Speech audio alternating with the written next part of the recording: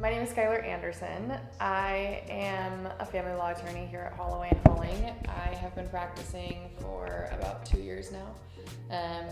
Prior to being an attorney, my background's in professional sports. How does anyone get into family law? I've known Nate forever, and coming out of law school, my plan was to go back into professional sports, go back into contracts. Met Nate, and the firm just felt like home. And so we thought, how can we find something that works here? I wanted to get some litigation experience, and I found a niche in high-end divorces. So I primarily practice complex family law matters. So primarily divorces where we're divvying up businesses or significant real estate assets. Maybe the parties created a business together, maybe one came into the marriage with a business, and we're sorting all of that out. I think that who you choose to be your attorney is one of the most intimate relationships that you'll choose in your life. You have to choose someone who you trust and who you feel comfortable with getting very acquainted with the most intimate details of your life. And so I think it's a really, really big decision, and people have to take the time to meet their attorneys and feel very comfortable with them, and that's one of my favorite parts of the job. By popular demand, especially from our great sponsors, Holloway and Hulling, Talkin Schmidt, a little spring ball version. We're gonna have a couple of these. Andrew just asked me what we're gonna talk about. I said I had no idea. I'm sure this is still gonna last an hour though, because that's how we roll. What's up? That is Good to see you. that is how we good to see you as well. That is how we roll. Yeah, I got to thank Nate for paying his bill so that I'm forced into doing this. Glad to have you guys back. Well, I guess we start with, at least to this point, you've gotten what you wanted. I think that in terms of all of the things that we criticized of the previous coaching staff and leadership at the University of Montana in football, it seems like they've made a pretty concerted effort to right a lot of those wrongs. I remain skeptical. And part of that, I believe, is because that's just how I am. And that's just also how my life has played out over the last 20 or so years covering the Griz. But, you have to applaud the effort at the very beginning of the day. And I think Bobby Kennedy and his staff have done a good job of attacking a lot of the criticisms that had been lingering in the ether for the last however many months. Uh, I remain skeptical, again, because that's how I'm wired, but also because I want to see some substance to the actual action. But we have at least seen some substance in the actual action when it comes to recruiting. So we can get into some of the specifics of it. But Bradley, what have you thought early on Yeah, here of the first couple of months of Bobby Kennedy? I mean, yeah, we have. So in my Zoom background here, we have this, which was we're singling out a single kid, which I feel bad doing that. But it's for an example's sake. This was like right after the season ended, and Yep. Vegan's up here taking a picture with Eli Casberg.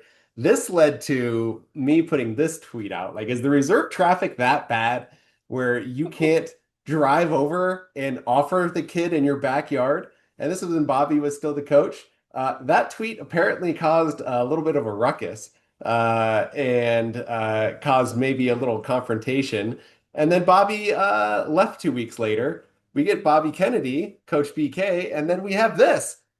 Same kid commits to the Griz, which is, I mean, this is worlds different. This is apparently we have someone who cares, who is recruiting the best kids in the state and showing an effort and sending like these self-generated Twitter graphics, which are kind of funny, but at least he's showing he's caring. And this is the direct result, right? This is a kid that had an offer from the Cats first. Cats were all in on him. Griz show some effort and they get him. They also got King, the defensive lineman, also from Big Sky, by doing the same thing. And that kid was tweeting only Cat coaches. And then BK gets the job and he becomes a Griz. So we have a little bit of effort and results here. So this is good. I think this is what people wanted. We were tired of them not caring about recruiting and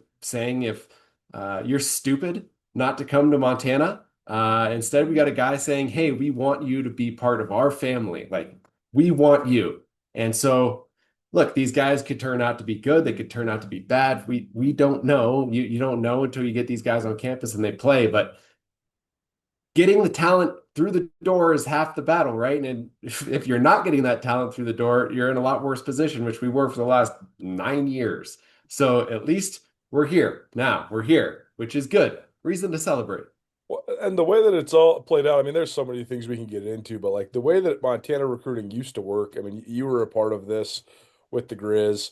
Uh, a lot of times, well, oftentimes, most of the time, Montana guys were getting they're sharing scholarships with each other or getting very minimal offers and just saying, hey, come here, prove yourself, and let's see what we can make of you. There's been so much made of like the walk-on phenomenon, but like I think people fail to realize that there was guys like you and Sean Lebsock and Austin Mullins and I mean guys that were not quite walk-ons, but that were like getting a little bit, but then like we're being challenged. Well, now it's still sort of the same where you got these tiers. There's like your blue chip guys that the Montana schools are going to have to battle the FBS for. I think there's probably only 2 of those guys in the state. I think the Almquist kid at Capital and the Harris kid at Great Falls. But then there's the next group of guys, which are like the full ride guys for both sides, right? And there's usually like 6 to 8 of those guys.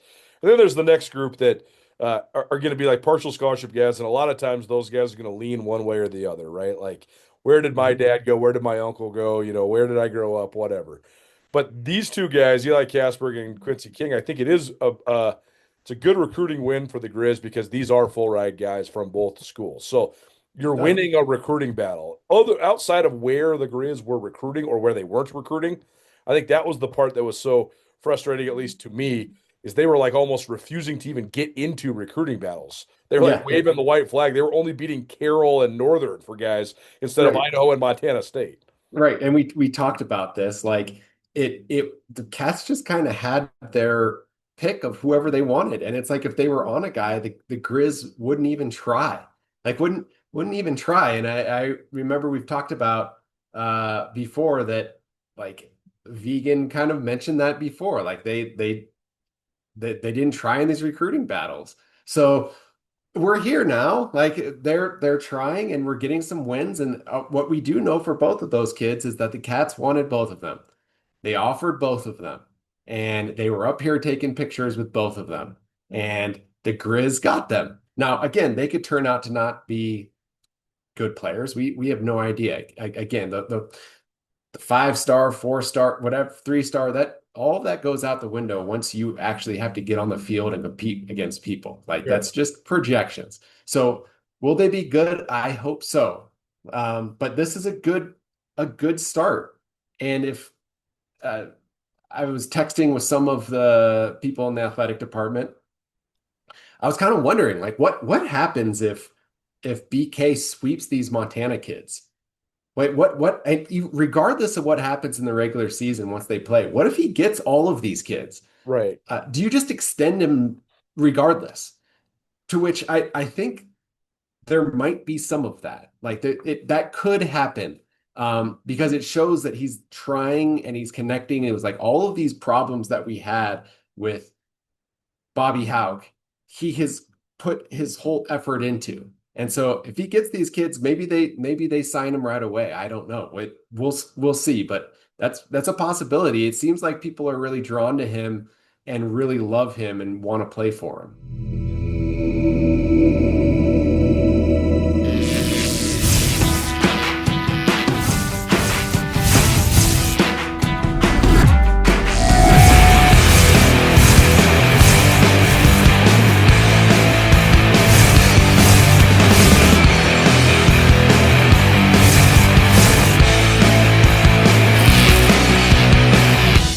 Jewelry Design Center. We want to be your jeweler for life. And support a Griz athlete. DraftWorks is a longtime favorite of beer enthusiasts across the Treasure State, and DraftWorks has created a sessionable, delicious lager that donates part of every sale to the name, image, and likeness efforts at the University of Montana. Up with Montana Lager is a crisp, effervescent beer that pours pale straw in color and greets you with an inviting malty aroma. And it's crafted with Griz athletes in mind. If you're headed to the tailgate or stocking up to watch football, give back to the NIL Collective at the University of Montana by drinking Up with Montana Lager, proudly created by DraftWorks Brewing. Join Town Pump's Pump It Up Rewards Plus program and never pay full price for fuel again. Save 5 cents on every gallon every day at any Town Pump across Montana. Plus, earn and redeem points on your favorite in-store items to get free stuff with our clubs. Stop in and pick up a rewards card. Download the Pump It Up Rewards Plus app today. Or visit townpump.com/rewards to register and start saving. Right down the road, pump it up. Oh, yeah.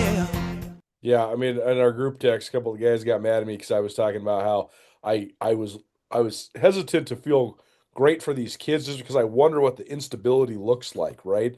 Like if these guys are committing to a coach and they're committing because they really like the coach, like what we still don't have the definitive answer of what is the expectation for Bobby Kennedy. Kent Haslam has said what everybody says. Expectations at the University of Montana are a national championship. But I don't think that's the line that's drawn in the sand. Like I don't think that Bobby Kennedy has to win a national championship in year one to be retained. But I would like to know what is the line. Like I don't even think it has to be necessarily just wins and losses, like you're saying. If you're winning the in-state recruiting battle objectively, or you're boosting quarterback club attendance or whatever, there's so many metrics you could use.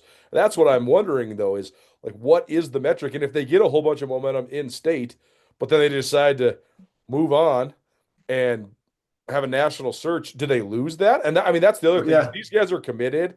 I said that in the group text too, and they got mad at me. But like, you got to get these guys to the finish line now. This is great to have early commitments if you are the Griz in March. That's about as early as you're going to get them from like the prospective juniors that are full ride guys. But you got to get these guys to the finish line now. And make no mistake about it, Brett Vegan is going to tell Eli Kasberg every week for the rest of time until he signs his letter of intent, come on over my way, right? Yeah. It's King, come on over my way. So there's a lot of still gray area here, I think, too. According to their Twitter profiles, they still have official visits scheduled with the Cats like later in the summer, like in June, so who knows like what if they go and they flip. I don't know, but what you got to get them to December on signing day, which hopefully they can do. But apparently these kids really like Bobby Kennedy, right? And I think it's a sliding scale to a degree. It's, hey, if you have the same exact year as last year and you sign a couple of these kids, I think he gets retained. If you go 8-4, like you're gonna have to sign a lot more of these kids in order to get retained. And if you go 6-6, like you better get every single recruit and do a bunch of, like it's gonna be a lot harder. So you can't go 6-6. No, you can't go 6-6. Period. I think if you go 7-5 or worse, that's it. Doesn't matter who you recruit. Right. So like, I we'll see what happens. But if signing days in December, we'll know by then, I think. And if he doesn't get retained and they're like, hey, sorry, that was a tryout, you didn't get it, I would expect these kids to go elsewhere, right? Because we'll know by the time signing day rolls around. Right. The season ends at the end of November, regular season. We'll know if they have a playoff spot or what their regular season record is by then. So we'll know if they're any good. We'll know if their offensive line sucks. I knew that by game 2. So last year, I was making videos on here talking Schmidt about how they were so bad. So we'll know if they're good or not. So talk big picture with me for a second then. If again, I keep going back to that, I think there needs to be a defined level of expectation so that these guys know what they're chasing. Because let's say they do have a good but not great season, and they do get a bunch of guys in recruiting, but then lose those guys because they're not retained. Doesn't that effectively actually make this entire change null and void and actually like a negative for the program? Well, yeah. I mean, like if you're putting all your effort into changing this, right? And then you're making some headway, but your season sucks and they start all over. That's going to be a rough restart. And they're going to have to find some guy who can come in and build off of this momentum that BK is building. And if he doesn't, we're in a bigger hole, right? So this is what we wanted, right? We wanted this change. We got this change. It seems to be working. Now, hopefully he can coach. We will see. I I don't know if anyone knows the answer to that, but he's been pretty, in all his outward facing comments, he's been pretty clear that he trusts the people that he put in position. So I would expect the offense to be exactly what it was last year, right? He's going to empower Brent Pease to do what he does. And then the defensive side of the ball, he's going to let them do what they do. And I don't think he's going to get much involved, really. And hopefully those guys are good coaches and can do this without, Bobby Hauck lording over them. I don't know. It'll be interesting. It's exciting. It's the tantalizing mystery box, right? Everyone loves the mystery box. Everyone loves door number 3, what's behind there? We don't know. We don't know what's going to happen. That's what makes this so exciting. When it comes to the recruiting graphics, what's the shelf life on these? Oh God, they're so bad, but they're like so bad but good, Right. Well, I don't. Let's say he just dominates the state of Montana, gets almost all, if not all, the good kids, and they go like 9-3 or 10-2, and he gets retained. Don't you have to then pass it off? Like once the novelty wears off, don't you have to professionalize it? I don't know about professionalize. Here's the thing. Here's what I think is working. I think that if I were a recruit right now and we had one school showing interest and sending out the same AI slop, personalized in quotes graphics for that they give every single recruit. And then I had the head coach at another school talking to me on the phone and then building a cringe graphic based on our conversation, completely custom to me. Like each time, I would feel like that coach is committed and actually trying to do everything he can do to get my interest. It would be a lot better in my eyes than the AI slop that we see from every other school. Like that's not personalized. That's just your intern on ChatGPT putting a graphic out there for you that they give to everyone. That's not personal. I mean, that makes me think you don't care. So can BK then take what he's doing and change it to a degree, use a different app? Sure. But I think what's critical is that he needs to still be contacting these kids, right? Which I'm sure he does. He told us he doesn't have any hobbies. He says his wife's in California still. He watches movies alone and he texts recruits. Like that's what he does. So he has time on his hands to do this, and he still needs to do it, even if he is a success, because that's clearly what's helping this. Like I would love to have an America's Funniest Home Videos or like a candid camera of like when these graphics drop, like when he sends them to the guys on Twitter, like they're at school or it's like right before practice. Because we got to remember, these guys are like 16 or 17 years old, right? Like they're probably just like having a clown show of time all the time, And like, look at the wanted poster that look at the Griz DNA. And it looks I just imagine our friends when they were like 16 getting this. Like, well, obviously we didn't have smartphones or anything like that back in the olden days, But I just could imagine like our group getting this and like showing it around the whole Big Sky or Bozeman High School or whatever, and just like you're not going to believe this. Thing. Like, is cringe in now? Like, have kids gone from everyone uses AI and it's ubiquitous, right? And so they think that it's lame to just, that's just AI. And then they see this, they're like, look at this. He made this on an iPhone. Like how cool is that? I have no idea. But what I do know is that it would show me that person cares and is interested in me. And so I think that's helping. I think that's the secret sauce to a degree. I don't think one kid is taking a look at that graphic and being like, did you see the wanted poster? I gotta play for that guy. I think it's completely this guy calls me all the time and showed interest enough to do something like this. He's using his free time to create this for me. And there is not another coach that's doing that in America. Is there? Like, right. Has any other coach shown making these things? I don't think so. Well, I mean, one of our great sponsors here at Skyline Sports is the Jewelry Design Center, and they have a whole collection of commercials that we play on this channel, and several of them are just, your regal, your romantic jewelry store commercial with all the cool rings and the music, and come see us for Mother's Day, or come buy your wife for an anniversary present or whatever. But then they have this one hilarious commercial with the owner, and he like gives himself special powers to be able to zap rings onto people's fingers. And it's like the silliest, stupidest commercial I've ever seen. But guess what?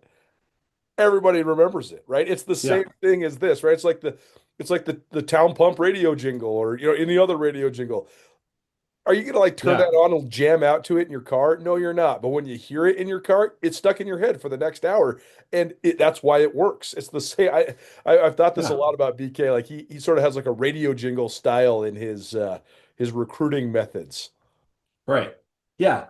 There was a car dealer in California back in like the 70s, 80s, who had this famous commercial that everyone knew because he would say, "Hey, I'm whatever his name is, and this is my dog Spot." But it would never be a dog. It would be a different animal each time. It'd be like a bear or like an elephant or like a camel. And everyone would be like, "Oh yeah, like I know you. You're the guy with your dog Spot. That's not a dog, right?" That's BK, right? He's out here connecting with these kids. Like, look at this graphic, and they remember him. And they remember him because he also calls them all the time, apparently based off these kids' Twitters. Like, he's like, "Great talking to you today." And it's like he is trying to hit every single one of these kids that are ranked in the Montana recruiting. And we haven't had that in a long time. It's great. Is anybody else? So I was thinking about this. Is anybody else doing this? I don't mean with like the Microsoft Paint 1995, Outlook graphics or whatever. Like, are there any coaches that are actually doing it like this? Like anywhere? Like period? No. I don't think in any sport in the United States, maybe even in the world, right? Because I had never thought about. I'd never really thought about anything more than just surface level of like the entry point of this, right? Like that. It is sort of homogenized and unpersonalized, and most of these graphics probably are from some intern that plugged them into ChatGPT or another AI. And like, I never thought of that until I saw the one with the guy. You're like, "Oh, that guy made that." That's pretty funny, So I don't know. Maybe he's actually like setting a trend here or something. I think it's important, right? Because every coach calls, like besides Bobby Houck, every coach calls these recruits, right? And then they have their team send them a graphic to put on Twitter. It's like the social currency that these kids traffic in now is getting an edit from a school to post on their Twitters, right? So true, man. So I never experienced that. We didn't have Twitter. Twitter didn't exist when I was in high school, nor did Facebook, which is how old I am. I'm a dinosaur, right? So you're like a semi-well-adjusted normal person because you grew up without of these things. Yeah, correct. Yeah, and I don't use ChatGPT for anything. If you're listening to this, this is wild. I saw a meme about this a couple days ago. My generation, all right, when we had papers due, we would just slam a Red Bull and stay up all night and give you like 14 pages. Like, it wasn't hard. We would do this work. We didn't type a little thing and have it generate this stuff and copy and paste. We had to do this stuff. We were built on Red Bull and Adderall and all sorts of stuff, but we actually had to do the work. It's amazing. Like that is completely gone. Oh. At Holloway and Hulling, we deliver the results that Griz fans deserve. If you've been charged with a criminal offense or a DUI, we will fight to defend your rights. If you've been injured in an accident, we have the offense to get you the compensation you deserve. Choose the right team. Choose Holloway and Hulling for proven criminal defense and personal injury legal services, a proud partner of Grizzly Athletics. Visit us soon at our new downtown location or check out our website for more information. Korean Mercantile offers the most high-quality products you'll find anywhere in Montana. The local only carries products that are created by local businesses or owners of the store. The Missoula-born and raised owners want to ensure a relaxed atmosphere with professional service at a customer-friendly price. The service is deli style, so you can smell and see the product before you purchase. The owners are also farmers and have been cultivating green goodness for a combined 34 years. Swing by the local in East Missoula or downtown on the corner of Front and Orange where there's free parking. Keep it local. Schwan Pawn, Missoula's #1 pawn shop. You want money? We got money. You my money were cash. Do yourself a favor and make Cash One Pawn part of your online shopping habits. Cash One Pawn has an awesome online inventory, everything from firearms to power tools to speaker equipment to jewelry. Visit Cash One Pawn today. Cash one pawn. 8720 Roller Coaster Road, CashOnePawn.com.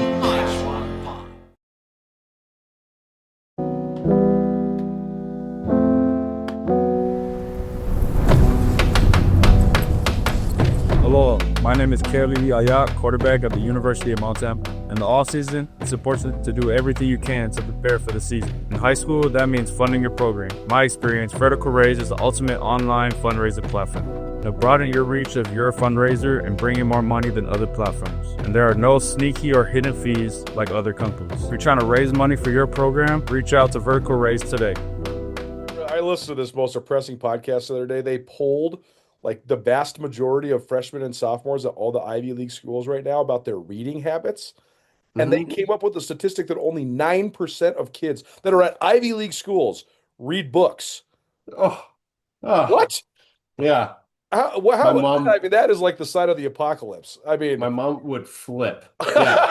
I can't tell you how many times I did a report on Fahrenheit 451, right? Oh, like man. Ray Bradbury. Right. Like it's like all of these books that she made me read, and this dystopian future is coming true, right? But little segue to that. But yeah, no, I think that these kids, like, they travel in the social currency, right? They get this edit, and I looked at these kids' Twitters, right? All of the ones from every school except for Montana are basically the same. I mean, it's just a picture of a guy with a visor, kind of like, you know, this one in Montana, but it's like standing in front of something, like in a background, and it's like Nevada or the Cats or San Diego State or Boise, or it's just changed the color scheme, right? And the name on the front of the jersey, they're all the same. And I think, like, the kids probably want to feel like they are getting investment, and BK provides that investment. Now, I don't think we'll ever see Brent Vegan doing that. You know, I don't think we'll, you know. What if there was a coach in the league that did sort of steal this, right? I think there will be others, especially if he wins these recruiting battles. Like, I could see the coach at Idaho or whatever. Cody Hawkins is a great example, right? Cody Hawkins is like 35 years old. Cody Hawkins is younger than, I mean, he's the youngest, like, up-and-coming coach in the league. What if he just started slanging some, like, Idaho State Bengals homemade graphics? Yeah, he could. And I think it would work, right? I think it would show, again, commitment and personalization. And you probably are going to have, instead of the head coach, like these other schools are going to have their interns try to do things more personalized. But I think, like, the era of big AI generated slop is almost already over, right? In terms of this, like, there was a lot, and people do it for a lot of different things, but everyone recognizes it now, and everyone's like, that's stupid, that's AI, like, whatever. And kids are always at the forefront of culture change and stuff that they do, and I'm sure that they see this and want something a little more real and tangible, and it'll probably come full circle. Like, these kids will probably get off Twitter and have no Facebook and start doing Red Bull and Adderall and writing their own papers. Stop using ChatGPT. I don't know. Hopefully, one can hope that happens. Yeah, it's well, funny that we're thinking that is actually like a utopian future. Now, I could do a 10-page paper right now about my day. Like, kids, you think a kid can do a 3-page paper with that ChatGPT? I don't think they can.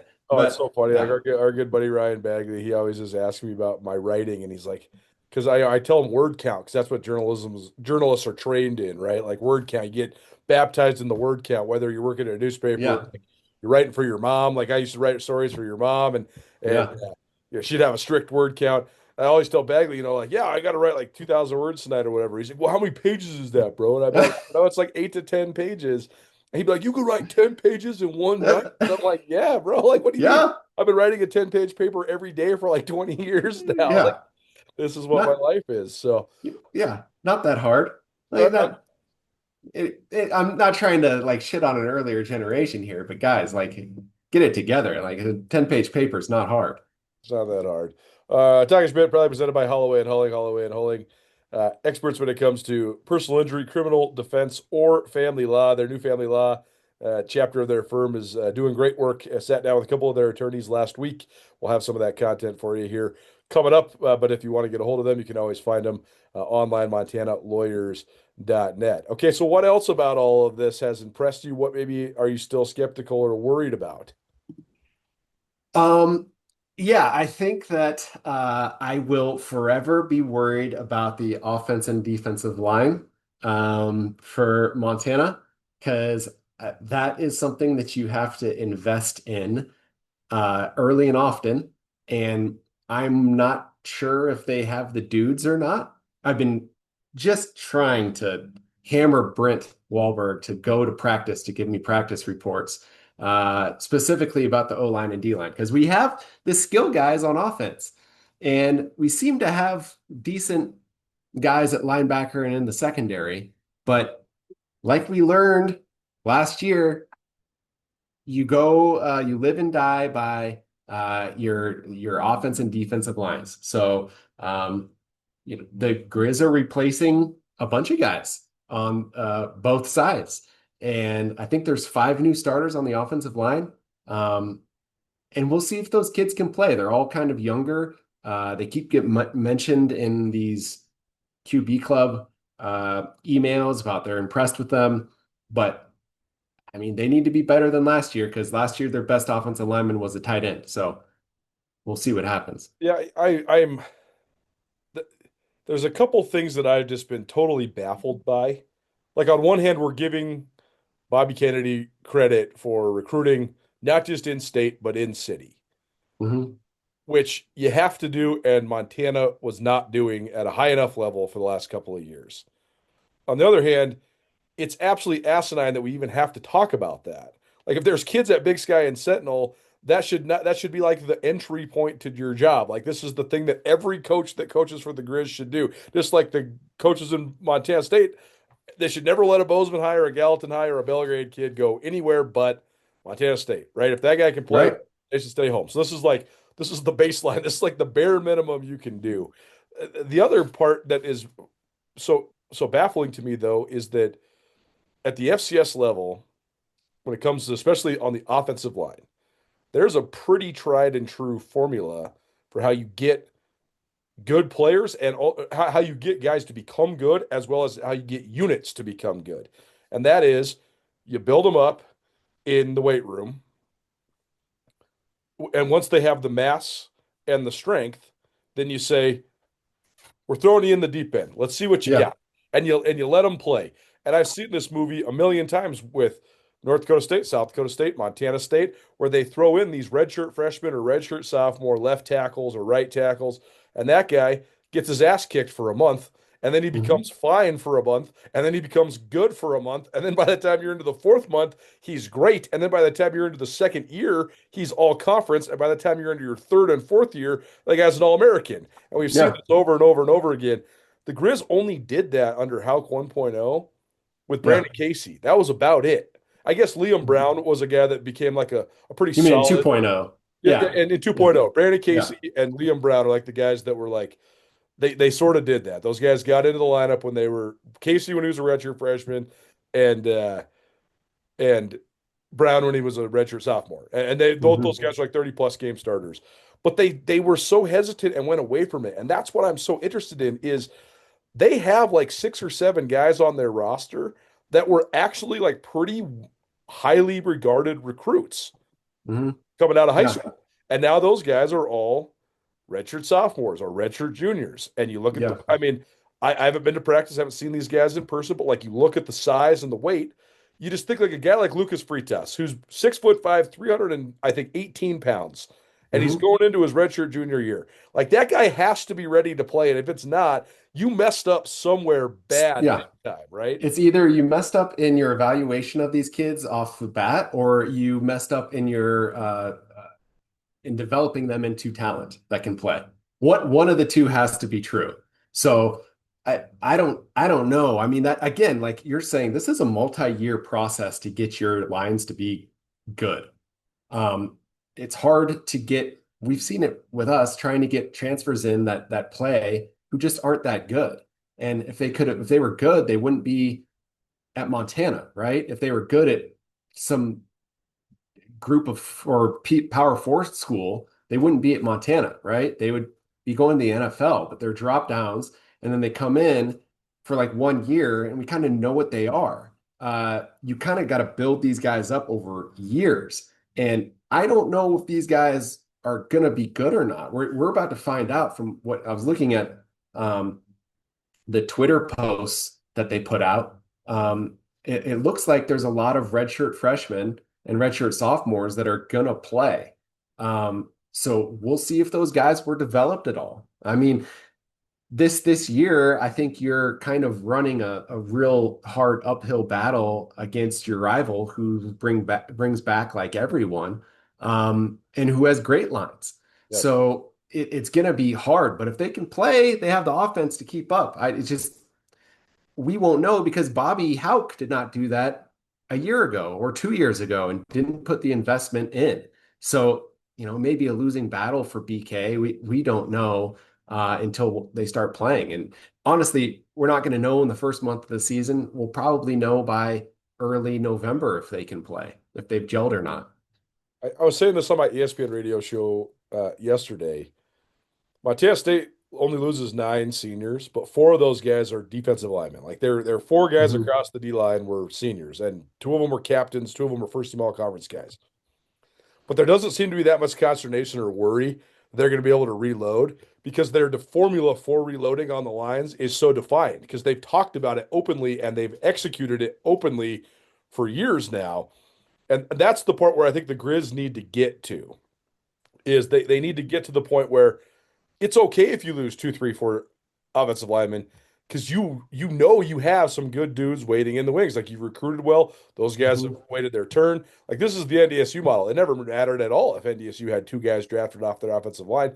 Next couple guys up are probably just as good. They just need experience, and they're going to get drafted in 2 or 3 years as well. So I just think that's the part that's missing for Montana. They need to get to the point where, especially on the fronts, it doesn't really matter who leaves. You just have guys waiting in the hopper. Yeah, and maybe these guys are good and they were waiting to be put in. And maybe they put in that investment and they got some guys that are just waiting to be unlocked. I don't know, but in coming into this season, that's the biggest question mark, right? It's not Eli Gilman, it's not Ayat, it's not all of the wide receivers they have, including Davis. It's not even like Peyton Wing and Clay Oven. And like they've got guys. Their tight end room is really good. Like they've got guys. It's just those lines, that's where games are won and lost. And if you can't do that, then you're going to lose. If you can do that, you're going to win. So we'll see. I mean, I say that a lot, but like that investment, it is something that you have to do early and often, like an IRA. You got to put the money in and get the dividends later, right? So we'll see if they did that because it's not going to be an easy fix if they didn't. I think Austin Beeler and Fritas are our 2 sort of litmus tests here because those guys were highly regarded recruits. One's from out of state, one's from in-state. Like Beeler's a legacy kid. His mom's an all-time great Lady Griz. His dad played for the Griz as well. Like he played at a great high school program at Helena Capital. He was a highly regarded recruit coming out of high school, and he's just sort of been sitting there, and they've brought in transfers to play over him. And is that because he wasn't ready, or is that because they just didn't think he was ready? But if they just would have given him a chance, he could have been ready, right? If he hits this year and is a good player, then I think you have your answer, right? But if he gets thrown in the fire and is completely ill prepared, then you also have your answer about how he's been coached, prepared, the strength and conditioning, all the stuff that goes into getting a guy ready to be on the field. Yeah, I mean, it can be, hey, this guy was, I don't know why he was waiting in the wings. He couldn't have been worse than a lot of those guys last year. But that was my number one thing with last year is like, okay, the left side of the line, when they weren't rotating centers, they were fine at center. Not good, not bad, fine. The left side of the line was good. Pamphilov was a first team all conference guy. And I mean, We've talked about that. Sammy Kim said the same thing. He's like, I didn't see any all conference guys out there. But either way, I mean, he was a fine player though, and Brown was a fine player. But like the right side, you're like, why not just play the young guy? Because the old guy is getting his ass kicked. So like, let the young guy get his ass kicked, and maybe he can get better. Is the old guy gonna get better? Like, is a 6th or 7th year senior grad transfer gonna actually get better? I don't think so.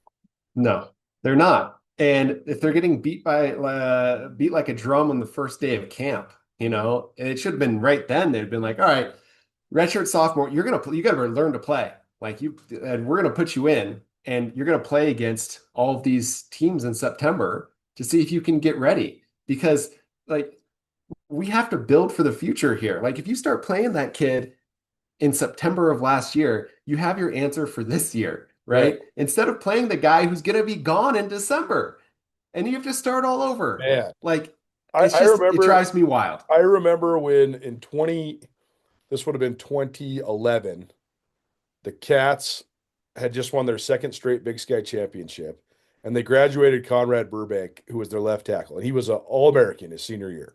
I remember asking Jason McIndoe, I said, what's next? Like, how are you going to solidify the line? And he said, the guy who's going to play left tackle for me, right, is running track and field at Manhattan High School right now. I said, there's no way. And he's like, yeah, that Weidenauer kid, that 6'7", at the time, like 220-pound dude. He's like, that guy's going to be my starting left tackle in 18 months. And I was like, you're crazy, man. And sure enough, like, they threw Weidenauer in there when he was like 255 pounds. Well, by the end of it, he started 55 straight games, and he's a first-team All-American. He gets a shot with the Cincinnati Bengals. And he was an unbelievable player. And it's not just the Cats, but I just know the sequence there by name better than anybody else. But I mean, it's not a coincidence. Montana State's had 6 starting left tackles in the last 16 years. Like, because they throw a guy in there and let him work for years and years and years. Yeah. And imagine if they said, hey, we got this transfer from Wake Forest to make up a school. Right. 6-year guy, and he's going to take all the reps, and they just get decimated all year. And they're like, all right, the next year you might get a chance. And they bring in another guy from Oregon State, and then that guy gets all the reps. And then at that point, why would you even go there? Why would a recruit go there? So I think that problem is going to be kind of a thing of the past with BK, because he seems to be putting the work in and seems to understand this process. I think that was a Bobby Hauck issue in 2.0, which I never got. And I'm kind of upset because it reduces the amount of content that I can do each week. Like, what am I going to complain about? Like, what am I going to complain about if he fixes all these things? I promise you. Yeah. We'll find stuff. I know. Distinguishes our firm is, in my view, work ethic, and we have a lot of experience here. I think that the more work an attorney is willing to put in, the more hours they spend in the office, the better outcomes they'll get for their clients. I think that's some of the advice that I got when I was starting out, was essentially, it doesn't really matter how smart you are. If someone else is willing to outwork you, they can potentially get a better result, advocate better. So we just work our asses off. That's what I'd say. We work really, really hard. And if we have a case where we're not getting the result we want, we'll dig harder and just put in all the time that we can to try and get a good outcome for our clients.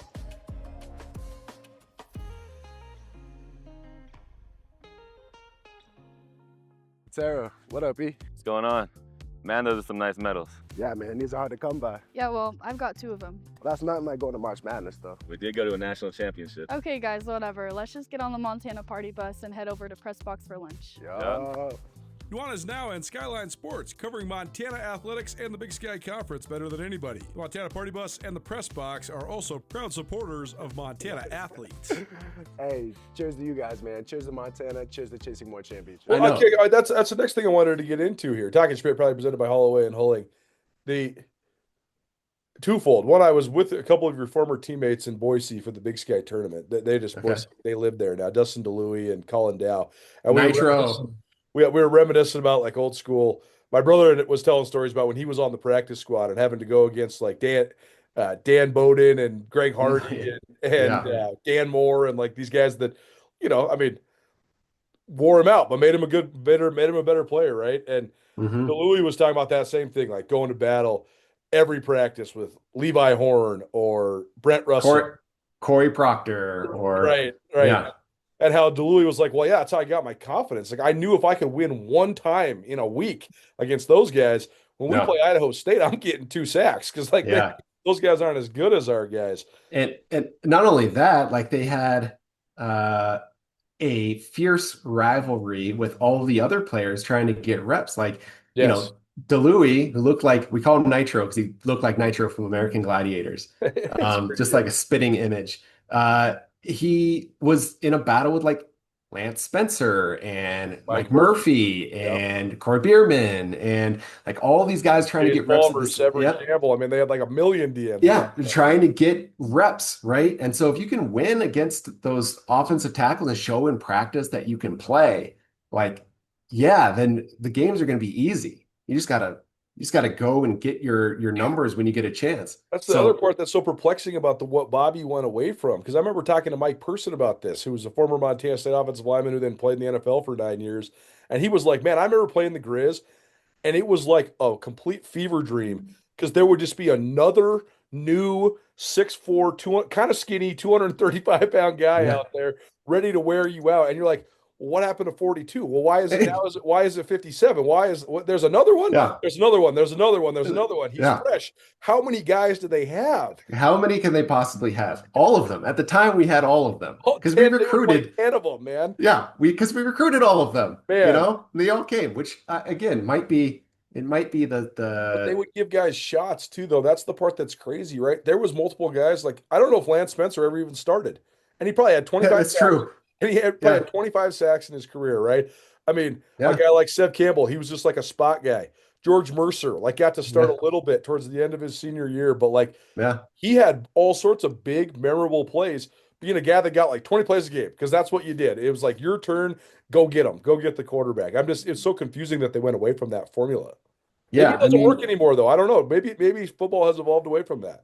I mean, what was it? You had C.J. Pitcher, you had Tim Bush. Was it Tim Bush, Pedic, you had Spencer, and then Murphy, and I don't know if Spencer ever started, but he was great. He was like their third down special, but he was great. I mean, he was great. 10 sacks multiple times. Yeah, he was like a very intimidating dude too. Totally. Like, yeah, and then right off the bat of that, because I'm doing like eras, because those guys were a little bit before me, and then DeLuey was like with me, and Spencer was like my last year, or my first year, his last year, and then Croy comes in, right, and then like with Murphy, and then like them and DeLuey, and then Palmer comes in, and Palmer, and Staddy, and like, oh my God, it's one after another, and I hope with the recruiting and what they're doing, we can get back to that. And it's a lot easier to have a situation like that when you're getting these kids out of high school and you develop them. They want to be a Griz,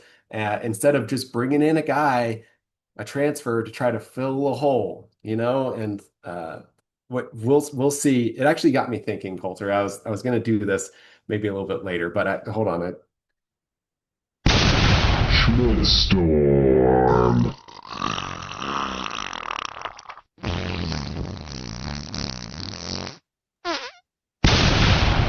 I've missed that so much. God, I missed like that. it. The oh my God. So my mom told me that there was too many fart noises, and I think she's like, I had a friend of mine said that she loves them though. So like this actually got me thinking. I was thinking about Bobby Houck, and I was thinking about his second run, and it got me thinking that I need to put together a list of the worst sequels of all time. And hold on, do I have a... No, that's probably not it.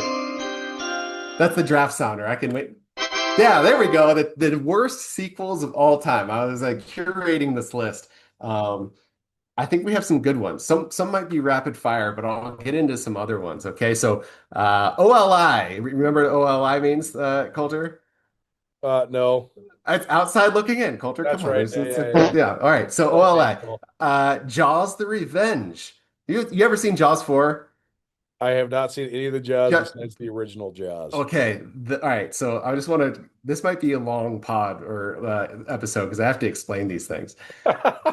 Sheriff Brody's wife has these kids. Sheriff Brody died, and then her youngest kid gets finally killed by a shark, by Jaws, basically. And then her oldest son says, "Come to the Bahamas." So she comes to the Bahamas. The shark follows her down there to do revenge against her family, I guess, from killing the first Jaws. It's got Michael Caine in it, who's strangely horny, who it's really weird. And the quote from him is like, he said, "I have not seen Jaws: The Revenge. By all accounts, it's terrible, but I have seen the house that it built, and it's exquisite." So Jaws: The Revenge. Caddyshack 2. Awful. Dan Aykroyd takes on there's like the clown show at the end, like it turns into awful. Grease 2. Michelle Pfeiffer's first movie, and also Frenchie comes back to high school after 3 years. Awful. Space Jam 2. Michael Jordan would never. Okay, that was bad. LeBron, bad. Do not do that. Batman and Robin. They put nipples on the bat suit. Which one was that one? That was the one with George Clooney. Okay, so there was the two Tim Burton Batmans. Yeah. And then there was Batman Forever. That was the one with Val Kilmer and Jim Carrey. That one was pretty good, right? It's all right. Yeah, Batman and Robin, George Clooney comes. They put the nipples on the bat suit. Oh, yeah, that one was terrible. It's totally forgettable. And they had Arnold Schwarzenegger. What killed the dinosaurs? The Ice Age. Yeah. Awful. When's the last time you watched the Tim Burton Batmans? Oh, the Tim Burton Batmans are good. I watched the original Tim Burton Batman on my flight to Boise, expecting it to be like campy, which it was, but also completely antiquated, and it was not. It was good. Like it holds up 40 years later. Jack Nicholson took, instead of like a salary, points on the back end, and I think that movie got him like $200 million to play the Joker. Right, because he whatever it was at the box office. Yeah, what a great idea. Okay, Hocus Pocus 2. All right, so what happens if you take a beloved family Halloween movie where the witches literally try to suck the souls out of the entire population, and then you make them the good guys in the second movie? Like, we're like trying to understand why they suck the souls out of children. It's like, Disney, what are you doing? That's why your stock price is under $100. All right. The Last of Us Part 2 video game version. Okay. So, spoiler alert, Joel dies. Okay. And then they make you play, you play as Joel in the first game for like 40 hours, like great game. And you become emotionally attached to him. And then he gets killed at the very beginning of the second game. And then you have to play as the killer for like half the game.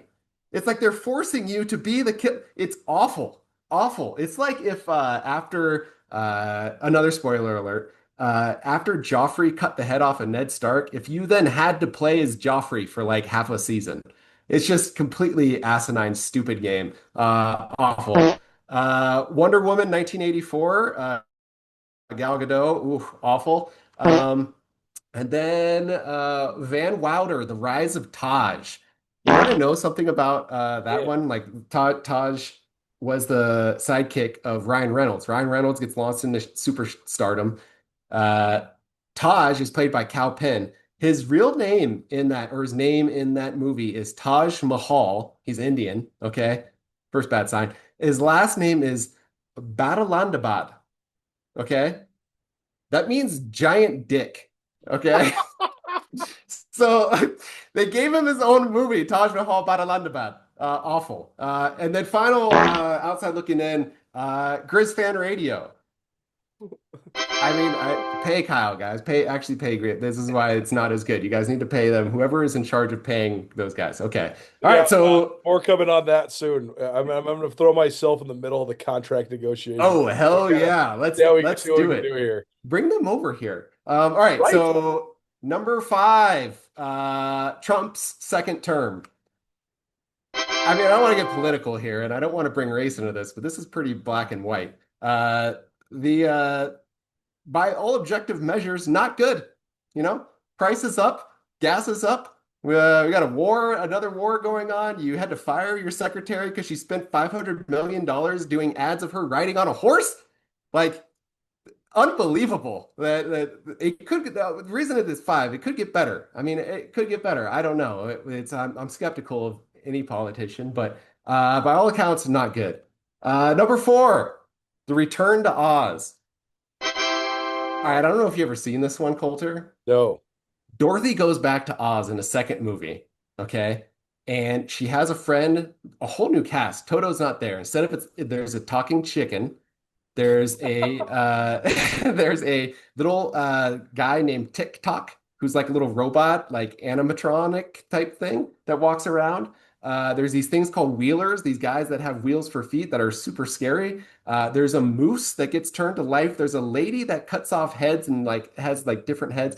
And then there's like the gnome king who's wearing her ruby slippers and is allergic to eggs. Now, just listen to what I said. Like that is the sequel to The Wizard of Oz. And and Dorothy somehow is younger, and it is a terrible, terrible, terrible movie. Bad. I would suggest watching it just once so you know what I'm talking about. Number 3, Bobby Houck 2.0. I mean, he allowed the rise of the cats. Is there anything worse than on your watch? And I have to do these posts because you're doing so bad that they are getting so good. Like, it would be one thing to have a bad record or something like that. It's another thing to allow your rival to win championships. Okay, not good. So that's my number 3. Number 2, The Last Jedi.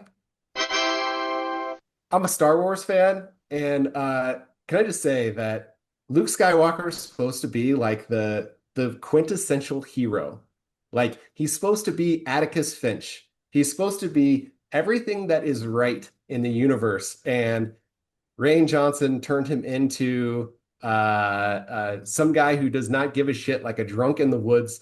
He grabs the lightsaber in the opening scene, something that they fought the whole first movie to get him, like, hey, come back. And he takes it, he throws it over his shoulder, like, who gives a shit? And then he like drinks blue milk. Like, awful. That the whole thing was bad. You had a kid summoning like a broom, like it's fucking Harry Potter. A Cheeto firebolt. Like the Last Jedi did just shit on the entire franchise, and they tried to retcon the whole thing afterwards. I cannot tell you how much of a disaster that was for Disney. Again, why their stock price is probably under 100. Started right there. Like, awful. Awful. And then, okay, my number 1. You ready for my number 1, Colter? Can't wait. Number 1, the definitive worst sequel of all time. Okay, number 1, the 1985 Bobcats. 2 and 9. They were last of the Big Sky. Right after they won their only national championship that counts in my personal record book. They were outscored 296 to 436, and 80 of those points came against like NAIA school. So that's my my worst sequels of all time, the definitive list. Okay, 3 things to add there. 1, the 1984 Bobcats is definitely the most fascinating story of my like cognizant mind of the Big Sky Conference, right? Like the modern era started in my mind in 1978 when Division I AA became a division. Mm-hmm. And the fact that Montana State went 1-10, won the Natty, and then went 2-9, and the next year I think they went 3-8, and then Dave Arnold got fired. Like that is just wild, right? Like they won 5 games the 3 years around the year that they won 12 games and went all the way. Like that is such an anomaly of a season. Crazy that happened. And had like a bunch of crazy stuff happen on that run. Like if I remember right, Doug Kimball returned like a pick for a touchdown to like win a game or something like that. They were like same deal. Yeah, cardiac cats. Yeah, I remember hearing stories about all of that. And then they were just awful afterwards, which again, I hope that this leads to another 41 years of the same. whatever the Cats did this last year. I hope that this year is the same sequel as it was in 1985. Okay, second thing. Could you have ever expected that how 2.0 went down is how 2.0 went down? No. Like if I would have told you in 2018 that Bobby Houck would come back and he would run a gimmicky defense and never adjust from it and get run roughshod by his rival pretty much year in and year out and be good but not great and win one Big Sky title in 8 years, would you have believed that? I wouldn't have believed that. No. And it was like, as soon as he was coming, it was like, hey, we're finally going to recruit. We're finally going to be tough. We're finally going to, like, because remember, those Stitt teams had like a lot of bad body dudes and like. They also had a lot of good dudes, though. Yeah, but they had a lot of skill guys. Also, Houck's best players 2.0 are Stitt guys. Right. So it's like, I had no idea, like not any of us did. We're like, hey, he was going to completely give up on recruiting in-state talent and the offensive and defensive line. Like, how did that happen? It blows my mind. And the reason he's number 3 on my worst sequels of all time is because The Last Jedi is worse. It is categorically worse on every level than Bobby Houck 2.0. Yeah. Thinking about selling your home in Missoula? Here's the truth. Buyers are still out there, but they're being picky. That means how you market your home matters more than ever. I'm Ty Hobbs with Hobbs Homes at Keller Williams, and my job is to make sure your listing stands out. From strategic pricing to professional marketing, stunning photography, and targeted advertising, I'll position your home to attract the right buyers and get you the best price possible. In today's market, it's not just about putting a sign in the yard, it's about telling your home story, creating urgency, and negotiating every dollar in your favor. If you've been on the fence about selling, now's the time to talk strategy. Let's see what your home could sell for and how we can make. Will you marry me in your future? Or maybe you do it all over again. Hi, I'm Brian Toon with Jewelry Design Center, inviting you to come see the largest selection of Will You Marry Me in the state of Montana. The brightest diamonds of every shape and size, unique settings built to last, and skilled jewelers on site offering free sizing and maintenance for life. Because that's how long we want to be your jeweler. Jewelry Design Center in Missoula, on Brooks, across from the Montana Club. Join Town Pump's Pump It Up Rewards Plus program and never pay full price for fuel again. Save 5 cents on every gallon every day at any Town Pump across Montana. Plus, earn and redeem points on your favorite in-store items to get free stuff with our clubs. Stop in and pick up a rewards card. Download the Pump It Up Rewards Plus app today. Or visit townpump.com/rewards to register and start saving. Right down the road. Pump it up. Yeah. And then last thing is I got to tell you my story because it turns out that Jeff Choate was right. So I'm sitting at a booster function in the spring of, I'm sitting at the Triangle Classic. And the only reason I would never go to a Bobcat booster, I would never go to a booster function really at all, unless it's surrounded with golf, right? Like I'll play the golf tournaments for either of the two universities. But other than that, I'm not trying to go to the silent auction banquet thing. But I would always go to the Triangle Classic in Great Falls for 2 reasons. 1, great networking opportunity, and you can go to the sip and dip. But 2, they would always bring in a big wig speaker, right? Like everybody from Dick Butkus to Eric Dickerson to Joe Theismann, Rod Woodson, Jim Kelly, like many of the most famous people I've met in my career were just through that event because they would always just give like a keynote speech and you'd get to interview them and whatever. So I'd always go for that. Well, then they got rid of the Triangle Classic because of COVID, because we got rid of everything fun because of COVID. No. At the Triangle Classic, right after Houck had been hired, there's about 1,000 boosters in this room. And Choate gets up and he gives a speech. And then at the end of it, he says, they hired the prodigal son in Missoula. And I just want to remind everybody that the sequel is never as good as the original. And he just walks off the stage. Well, I thought that was a hilarious line, and I was about 10 whiskeys deep, so I tweeted it. He got more mad at me than a coach has ever been mad at a reporter, for sure. Because he was like, this is a private event. This is a booster thing. We like let you in, but like, we don't have to let you come to this kind of stuff. And I was like, hey, I thought it was an awesome line. Like, I'm not trying to, I'm trying to make you look good. I thought that was hilarious. And anyways, so then we had this whole deal. And then I had to, basically he just wanted to bring me in his office and yell at me for 20 minutes. And then it was all fine. And that's fine. Whatever. I could get yelled at, and I appreciate people like that just let it go. But anyways, it turns out Choate was correct. So yeah, I mean, there's a couple things with Choate now that you brought him up. Well, not one thing about him and one that reminded me. One, I'll play in the Bobcat golf outings too if you guys pay for it. Like, I would love to go there and talk shit to you for fun. So, like, get Venmo me, say, hey, I got you a tee spot, and I'll just come and talk shit to you guys. That's fine. Whoever watches, I have a lot of Bobcat fans who watch me and reach out to me. So yeah, I'm here. It's all in good fun. You can even make fun of my ass swing. Like that's completely fine.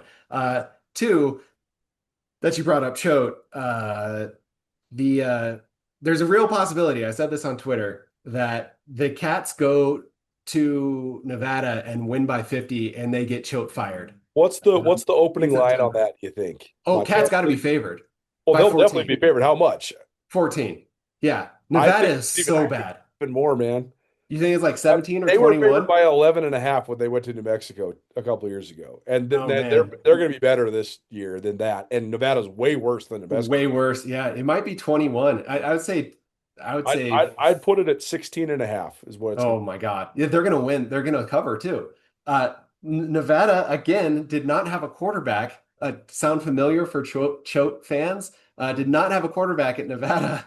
And he like passed for 800 yards on the year, I think was the max. Like, it was unbelievable. So I don't know. I'd have to ask a Bobcat fan, which maybe if one of you reaches out to me, give me your thoughts on the Cats firing Choate basically from Nevada, because I know that didn't end on great terms from him leaving. And I don't know, I could tell you if the Griz went to Illinois and put 80 points on that shit defense, I would be elated. Like, I would be very happy. So how many points is Ohio State going to put on that defense in the Big Ten opener for both teams at the Horseshoe? Yeah, all of them. They're going to put all of them on that Illinois defense. All I kept thinking of, like, I was thinking about how last year the 3-3-5 they gave up a 75-yard touchdown to Indiana State. They gave up another. There was another one. There was two like just completely egregious. And all I was thinking Central Washington had a long one, I think, too. Yeah, maybe.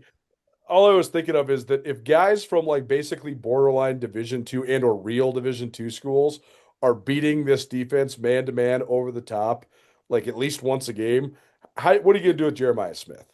Yeah. How's that going to go when you play Ohio State? And I like the excuses that were always like, well, we were in the right defense and then our guy just fell down. And that's why we gave up like the 80-yard touchdown.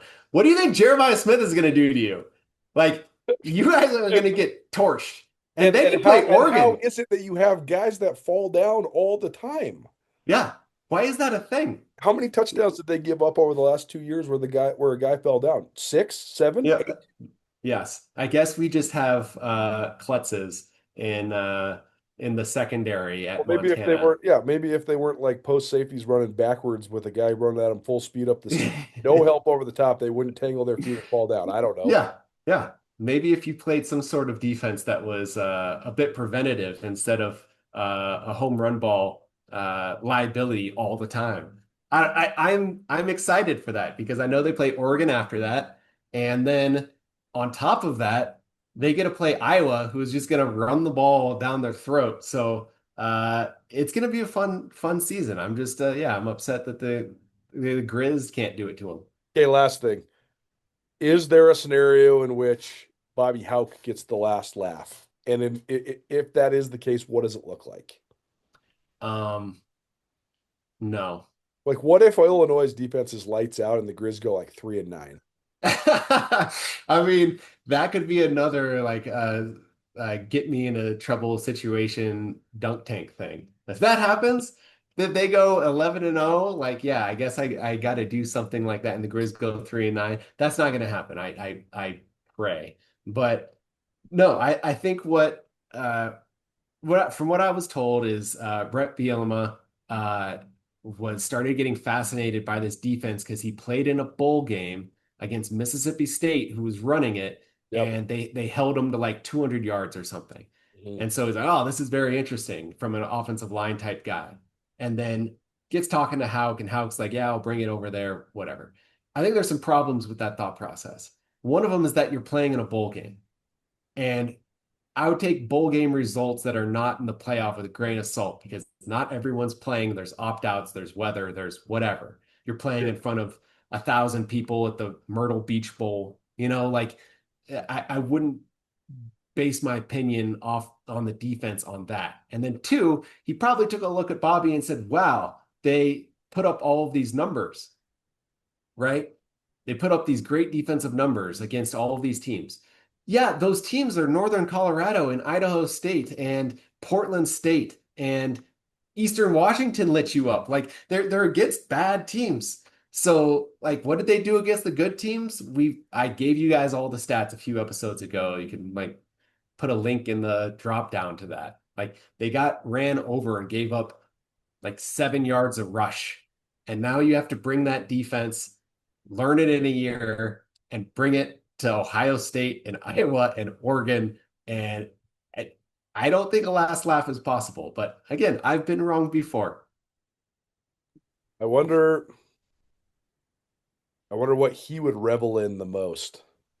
Like having the 3-3-5 like stand up and look good in the Big Ten, or watching the guys that replaced him lose by 40, or watching the guys that replaced him have a great year. I don't know. Like, yeah, I like to think that maybe from the internal perspective, he's rooting for the coaches because I think he was pretty honest in wanting Bobby Kennedy to be his successor.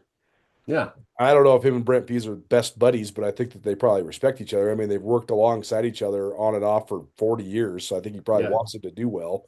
But I don't know. He's just I just wonder if is there going to be some spite within his heart and soul. I don't know. You know what? I think he would be, I'll go off the board here. Here's what would make him the happiest, right?